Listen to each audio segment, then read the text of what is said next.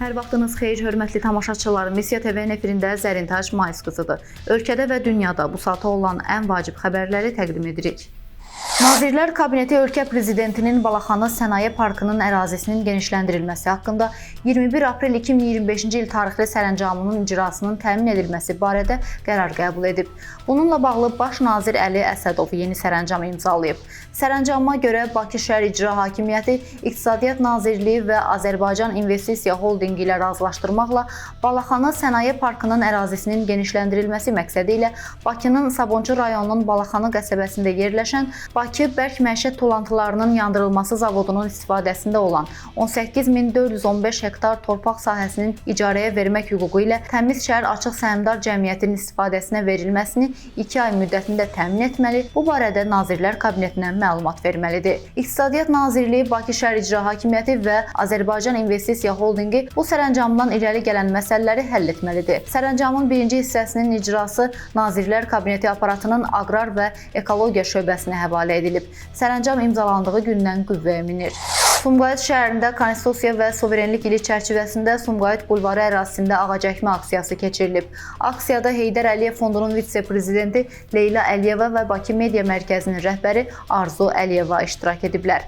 Aksiya çərçivəsində 150-yə yaxın ağac əkilib. Aksiyada asan xidmət könüllüləri də iştirak ediblər. Şəhərin ekoloji mühitinin yaxşılaşdırılması, yaşıllıq sahələrinin genişləndirilməsi və gələcək nəsillər üçün sağlam mühitin formalaşdırılmasına töhfə verən bu təşəbbüs Sumqayıtda ekoloji layihələrin davamlı şəkildə həyata keçirilməsi və şəhərin inkişaf strategiyasının vacib istiqamətlərindən biridir. Heydər Əliyev Fondunun vitse-prezidenti Leyla Əliyeva və Bakı Media Mərkəzinin rəhbəri Arzu Əliyeva Vətən müharibəsi qazisi 1-ci qrup Əlil Əzizov Rəvan üçün inşa edilən evlə də tanış olublar. Görüş xoş təəssüratla yadda qalıb. Fövqəladə Hallar Nazirliyi və Bakı Metropoliteni Qapalı Səhmdar Cəmiyyətinin birgə təşkilatçılığı ilə metronun 28 may və Nizami stansiyalarında taktiki xüsusi təlim keçirilib.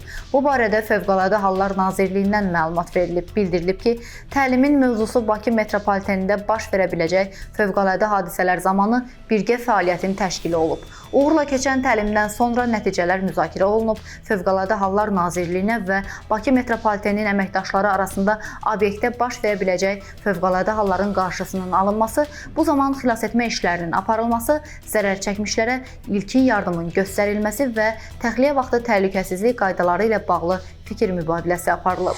Bakının Səbail rayonunda yerləşən 239 nömrəli məktəbin 7-ci sinif şagirdi Talıbov dərs zamanı sinif yoldaşı tərəfindən döyülüb. Teleqraf xəbər verir ki, nəticədə onun qolu sınıb, sol biləyindən və sağ baldırından zədə alıb. Şagirdə 15 saylı poliklinikada tibbi yardım göstərilib. Səbail rayon polis idarəsinin 41-ci polis bölməsinin əməkdaşları faktla bağlı məktəbdə olublar. Daxili İşlər Nazirliyindən bildirilib ki, hazırda hadisə ilə bağlı araşdırma aparılır. Məsələ ilə bağlı 239 nömrəli məktəbdən bildirilib ki, aprelin 30-da dərsdən öncə təhsil müəssisəsinin 7-ci sinifinin 2 şagirdi arasında münaqişə yaranıb. Lakin uşaqlar bu haqda müəllimlərə və məktəb rəhbərliyinə heç bir məlumat verməyiblər. Şagirdlərdən birinin barmağından zədə aldığı haqda valideyn bu gün sinif rəhbərini məlumatlandırıb. Bildirilib ki, mayın 1-də şagirdlərin valideynləri məktəbə dəvət edilib. Şagirdlərdən birinin valideyni məktəbə gəlməsə də digər valideynlə söhbət aparılıb. Övladının davranışına diqqətin artırılması yönündə tövsiyələr verilib. Məktəb psixoloqu tərəfindən uşaqlarla bağlı müvafiq maarifləndirici tədbirlərə başlanılıb. Məktəbdə şagirdlərin davranış qaydalarına əməl etmələrinə diqqət daha da artırılıb, təlim-tərbiyə prosesinə uyğun olmayan hallara qarşı maarifləndirmə işi genişləndirilib. Məktəb rəhbərliyi tərəfindən məsələ nəzarətə götürülüb, aidiyyəti qurumlarla birgə müvafiq tədbirlərin görülməsi yönündə işlər aparılır. Birləşmiş Ştatlar 2-ci Dünya müharibəsində qalib gəlmək üçün digər ölkələrlə müqayisədə daha çox iş görüb. Bunu ABŞ prezidenti Donald Trump özünün Trust Social sosial şəbəkə hesabında yazıb. Bir çox müttəfiqlərimiz və dostlarımız 8 mayı qələbə günü kimi qeyd edirlər. Lakin biz 2-ci Dünya müharibəsində qalibiyyətli nəticə əldə etmək üçün hər bir ölkədən daha çox iş görmüşük. Mən 8 mayın 2-ci Dünya müharibəsində qələbə günü, 11 noyabrın adını isə 1-ci Dünya müharibəsində qələbə günü kimi dəyişdirirəm deyə o vurğulayıb. Trump qeyd edib ki, ABŞ hər iki müharibədə qalib gəldi, lakin ölkə bunu necə edəcəyini bilməyən liderlərin olmaması səbəbindən qeyd etmir.